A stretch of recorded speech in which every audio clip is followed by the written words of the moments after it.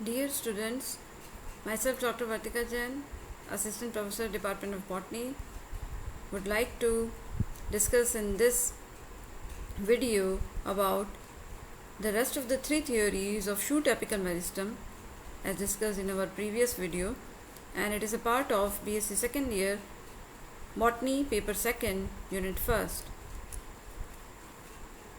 तो हमने देखा कि शूट एपेक्स ऑर्गेनाइजेशन से रिलेटेड 6 थियोरीज़ हैं, जिसमें first 3 theories apical cell theory, histogen theory and tunica corpus theory हम प्रीवियस वीडियो में पढ़ चुके हैं, और रेस्ट ऑफ द 3 थियोरीज़ हम इस वीडियो में पढ़ने वाले हैं. That is histogenic layer theory, anneau initial and meristem and identity theory and 6 cytohistological zonation. So histogenic layer theory, this is ऊतकजन परत सिद्धांत, और यह सिद्धांत डार्विन द्वारा 1974 में दिया गया था. उन्होंने कुछ एप्पल और क्रैनबेरी जैसे प्लांट्स में पेरिक्लिनल साइटोकाइमेरास देखे, और उसमें उन्होंने पाया कि ट्यूनिका कॉर्पस डेजिग्नेशन के द्वारा वहाँ एपिकल मेरिस्टेम को हम डिवाइड एंड डिस्कस नहीं कर पाएंगे. तो वहाँ उन्होंने एक नया कंसेप्ट दिया, प्राइमरी हिस्टोजेनिक लेयर कंसेप्ट, और उसके according 3 different layers at different ploidy levels पाई जाती हैं, L1, L2 and L3.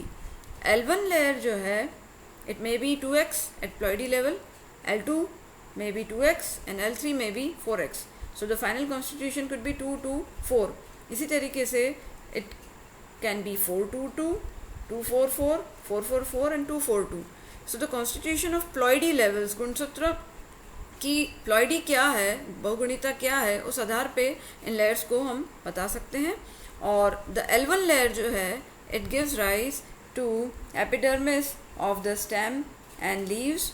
Then L2 layer जो 1 से 3 लेयर्स की बनी हुई हाइपोडर्मिस को जन्म देती है, जो स्टेम में पाई जाती है, और कभी कभी इनर कॉर्टिकल टिश्यूज़ जो होते हैं वो भी इसी L2 लेयर द्वारा बनते हैं. And L3 layer it gives rise to vascular tissue संवहनी ऊतक, जो कि जाइलम और फ्लोएम है, और पित्त मज्जा. तो इन 3 लेयर्स के द्वारा एपिकल मेरिस्टम को हम एपिकल जो शूट मेरिस्टम है उसे हम एक्सप्लेन कर सकते हैं. और बेसिकली ये जो हैंस्टीन का एस्ट्रोजन थियोरी थी जो हमने लास्ट वीडियो में देखा था, उसी का फर्दर इम्प्लीकेशन बताया गया है. The next theory is anneau initial and meristem डी एटेंटी थ्योरी, और इस थ्योरी को प्लांटिफॉल्स की जो फिलोटेक्सिस की थ्योरी थी उसी के आगे फर्दर एक्सप्लेन करते हुए बोवेट द्वारा 1952 एंड देन फर्दर 1955 में बताया गया था, और उसके बाद कई फ्रेंच वर्कर्स द्वारा इसे सपोर्ट किया गया.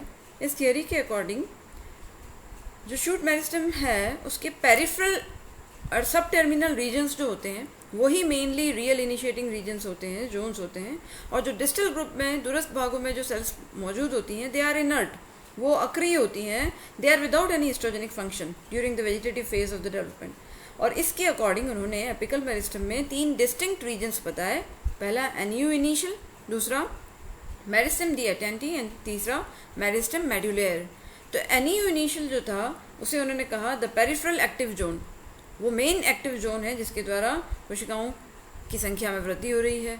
मेरिस्टेम डी एटेंटी, उसे उन्होंने ऐसी term the waiting meristem, that becomes active only during the formation of inflorescence. जब पुष्पक्रम बनना है या जब टर्मिनल फूल बनने वाला है तभी वो मेरिस्टेम एक्टिवेट होता है. और थर्ड था मेरिस्टेम मेडुलेयर, जिसे सेंट्रल पिथ जोन भी, सेंट्रल पिथ रीजन भी कहा गया. और ये इस थियोरी को जब ट्यूनिका और कॉर्पस से कोरिलेट किया जाए तो tunica it incorporates 2 zones, that is promeristem sporogene and anneau initial, और कॉर्पस के अंदर promeristem receptacular and meristem medullary 2 zones, या जिसे आप पिथ मेरिस्टेम कह रहे हो, वो मिला करके देखा गया. इससे आप इस फोटोग्राफ में भी देख सकते हैं meristem मेडुलेयर, एनियो initial and प्रोमेरिस्टेम sporogene and प्रोमेरिस्टेम रिसेप्टिकुलर, जो कि मेरिस्टेम डी एटेंटी को बनाते हैं.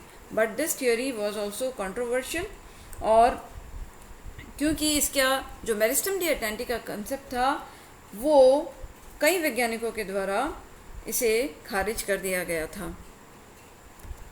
वैज्ञानिकों ने बताया कि जिसे आप सेंट्रल मेरिस्टम डी एटेंटी कह रहे हैं, it is also capable of dividing actively and giving rise to new whole vegetative shoot. और इस प्रकार का कई पौधों के अंदर जब वर्गीकरण देखा गया तो इस थियोरी को भी एक्सेप्ट नहीं किया गया। The next theory was cytohistological zonation, और यह थियोरी फॉस्टर के द्वारा 1939 में दी गई थी। स्पेशली उन्होंने गिंको बायलोबा जो जिम्नोस्पर्म है, जिसे आप लिविंग फॉसिल के नाम से जानते हैं, उसमें उन्होंने उसके शूट एपेक्स में उन्होंने देखा था। और जिम्नोस्पर्म के जो शूट एपेक्सेस हैं, एक्सेप्ट द ऑर्डर नीटेल्स, उसे छोड़ करके जिसके अंदर ऐसी सरफेस लेयर्स नहीं हैं जो कि एंटीक्रिनली डिवाइड होती है, वहाँ इस साइटोहिस्टोलॉजिकल जोनेशन के द्वारा उन्होंने शूट एपेक्स को एक्सप्लेन किया। उन्होंने ये बताया कि उस शूट एपेक्स के अंदर ऐसे जोन्स मिलते हैं जिसके डिस्टिंक्ट साइटोलॉजिकल कैरेक्टर्स होते हैं and they react differently to staining, अलग अलग प्रकार की स्टेनिंग देते हैं। और इन ये जोन्स हैं, इनकी डायनेमिक रिलेशनशिप होती है with the growth process which is occurring at the apex. और ये 4 इंटर रिलेटेड ग्रोथ जोन्स उन्होंने उसमें बताए। पहला था एपिकल इनिशियल ग्रुप, जिसे हम शॉर्ट में AIG यहाँ कह रहे हैं। It is basically group of initial कोशिकाओं, प्रारंभिक कोशिकाओं का एक समूह है, और उसके साथ वाली लेटरल और कुछ सब एडजेसेंट डेरिवेटिव्स भी उसके अंदर शामिल हैं। The second one is central mother cell zone, और यह zone it is derived from apical initial group cells और it lies below the apical initial group. और ये जो डिस्टल ग्रुप ऑफ सेल्स है, ये थोड़ा लाइटर स्टेनिंग लेता है, और इसकी कोशिकाएं जो होती हैं कॉन्स्पिक्यूसली वैक्यूलेटेड होती हैं, रिक्तिकाएं बहुत मिलती हैं, एंड रिलेटिवली इसकी लो रेट ऑफ माइटोटिक एक्टिविटी होती है।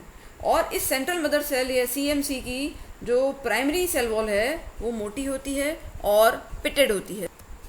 The third zone was rib meristem, और ये जो रिब मेरिस्टम है, it consist of centrally situated derivatives of central mother cells which give rise to the pith, और इसीलिए इसे फाइल मेरिस्टम या पिथ मेरिस्टम भी कहा गया। और इस जोन की कोशिकाएं कंसिडरेबली वैक्यूलेटेड थी, इसमें काफ़ी रिक्तिकाएं हैं पाई जाती हैं, एंड दे डिवाइड ट्रांसवर्सली। और चौथा जोन पेरिफेरल मेरिस्टम या इसे फ्लैंक मेरिस्टम भी कहा गया, और इसका development partly from the apical initial group cells और partly from central mother cells से हुआ। और ये वो जोन था जहाँ पे आपको माइटोटिकली एक्टिव सेल्स देखी गई। इस प्रकार का जोनेशन पाइनस जैसे एपिकल मेरिस्टम उसके अंदर morphologically and even biochemical studies के द्वारा भी बिल्कुल देखा गया है, परंतु अभी तक आवृत बीजियों में इस प्रकार का जोनेशन रिपोर्टेड नहीं है। इन 4 जोन्स के अलावा पॉफेम एंड चैन ने 1950 में एक 5वें जोन की संकल्पना रखी। उन्होंने बताया कि एक 5वां जोन और मिलता है जिसे कैम्बियम लाइक जोन कहा गया, which occur just below the youngest leaf primordium, और वो मोर और लेस कप शेप्ड था, और it is located between the central mother cell and rib and flank meristem. और ये जो कैम्बियम लाइक जोन है, ये सारे पौधों में नहीं मिलता है, it's not a universal feature. कुछ ही टैक्सा में देखने को मिला, जैसे ricinus communis and chrysanthemum and etcetera. और यह cambium like zone short lived था, परंतु कई रिसेंट वर्कर्स जो हैं, they do not consider this cambium like zone as a part of the apical meristem, because it is neither present in the proper meristematic head and nor it contributes to the elongation of the apex. So that's why this theory explains the apical meristem spatially present in the gymnosperms except Nettles order. So this cytohistological zonation could be observed in this diagram. You can see in the top apical initial group and central mother zone cell, then rib meristem and flank meristem on lateral sides. It is a diagram from plant Ginkgo biloba. So with this we sum up here all the 6 theories of shoot apical organization, starting from apical cell theory, histogen theory, tunica corpus theory, and then in this video we have studied about histogenic layer theory, NU initial and meristem T theory, and cytohistological zonation. Thank you very much.